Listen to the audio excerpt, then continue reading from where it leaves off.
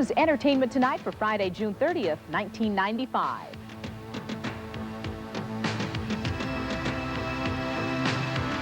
Hi, everybody. John Tesh continues his week off. I'm Pat O'Brien. And I'm Mary Hart. Hers is a real Hollywood movie success story which would be impossible to top in fiction. From a walk-on in A Star is Born to pin-up glamour queen and leading roles in 50 movies. Leonard Maltin joins us now with a tribute to the life and legend of Lana Turner. Leonard? Well, Mary Lana Turner died last night at her home with her daughter Cheryl Crane at her side. She'd been suffering from throat cancer for some time now, but it's still sad to hear of the passing of a star who so symbolized an era of Hollywood glamour and make-believe. Turner was 74, not 75 as has been widely reported.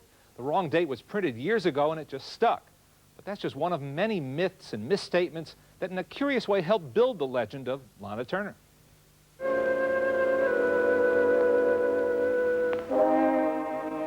That's Lana Turner, MGM's golden girl of the 1940s. In one of her best-known films, The Postman Always Rings Twice, she played a deadly seductress embroiled in scandal. And scandal was something Turner was no stranger to, with a string of 7 marriages, a violent mobster boyfriend, rumors of suicide, lurid headlines, and eventually manslaughter. You know I can't stay mad at anybody very long. Besides, it is true. I am kind of stuck on him. Hollywood legend has it that Lana was discovered sipping a soda in the famous Schwab's drugstore, a myth that she gladly debunked for E.T. in 1983. No, I was not discovered at Schwab's drugstore on Sunset Boulevard. No, no, no, and why won't the people believe me? Why does this myth persist? Please believe me. The real story is almost as good. The publisher of The Hollywood Reporter spotted 15-year-old Julia Jean Mildred Frances Turner cutting classes at the Top Hat Cafe across from Hollywood High School. She left typing class to become an MGM starlet. Her early publicity built her up as the Sweater Girl, a sexy label she hated, but one that Lana wanted to put in proper perspective. Now they don't even wear the sweaters, so you see. Even with this sexy build-up, the studio featured her in such innocent fare as Love Finds Andy Hardy, opposite Mickey Rooney. Can't you think of something else to do? Well, we could take a walk. And Ziegfeld Girl, where she played a spangled chorus girl serenaded by Tony Martin. She worked opposite MGM's biggest male stars. Clark Gable found her to be a handful in Honky Tonk. Smells kind of good for such an old trick. I'm afraid you think I dropped it on purpose. No, of course not, honey. That's the last thing you do. And she was perfectly cast as the villainous Lady de Winter in The Three Musketeers, opposite Gene Kelly. But it was the role of Cora Smith, the sexy murderess of The Postman Always Rings Twice, that established Lana as the queen of MGM's 1940s sex symbols. James M. Cain's steamy novel had been deemed unfilmable by MGM for more than 10 years, mainly because of Cora's highly sexual nature. The film's director thought an all-white wardrobe would make Lana's character appear less sensuous. It didn't work. The screen crackled. The director took it up to that moment and then cut and left the rest to the public's imagination. Now that is magic, and that's what makes chemistry. The seductive roles she played were magnified in Lana's private life, which was anything but private. Lana liked men. She was married and divorced 7 times, notably to bandleader Artie Shaw and movie Tarzan Lex Barker.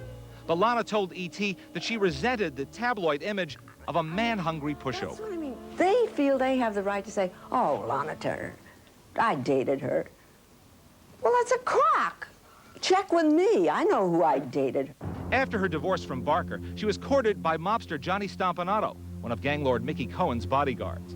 A good-looking, extremely violent man, Stompanato reportedly beat Lana severely when she returned from the 1958 Oscar ceremonies. 9 days later, on the night of Good Friday, April 4th, 1958, Lana's 15-year-old daughter Cheryl overheard a violent quarrel in her mother's bedroom and heard Stompanato threaten her mother with disfigurement and worse.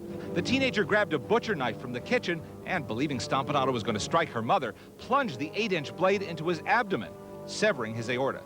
The mobster was dead in minutes. Cheryl was booked on suspicion of murder, and Hollywood had its biggest scandal since Fatty Arbuckle. Lana engaged hotshot Hollywood attorney Jerry Giesler, the Robert Shapiro of his day, whose past clients had included Errol Flynn and Charlie Chaplin. Now, Lana found her life on full display before an insatiable tabloid press. That was very hellish, because I, being gullible and vulnerable, I thought, well, I'm just living my life like anyone else. But suddenly mine became headlines. At the inquest 1 week later, the 10-man, 2-woman jury deliberated for 20 minutes before bringing in a verdict of justifiable homicide. Ms. Turner, could you tell me, does the decision made today, does that affect any of your plans for your daughter? The decision that was made today? No. Yes. No. What about yourself, your own future plans? Does it affect any of yours? Well, she hadn't had time to think about her own plans. Everything was for today. How about the decision itself? Are you pleased with the decision? Yes, I am. Lana was pilloried in the press after the inquest, not only for her moral character, but for her ability to raise a child. Looking back, Lana felt that she was maligned by the press. I'm not that weird, creepy woman that they have written about for so many years. I'm not the sex-craved, wild, up-the-wall person. I'm just a woman, a human being with my faults, foibles, whatever, and many mistakes.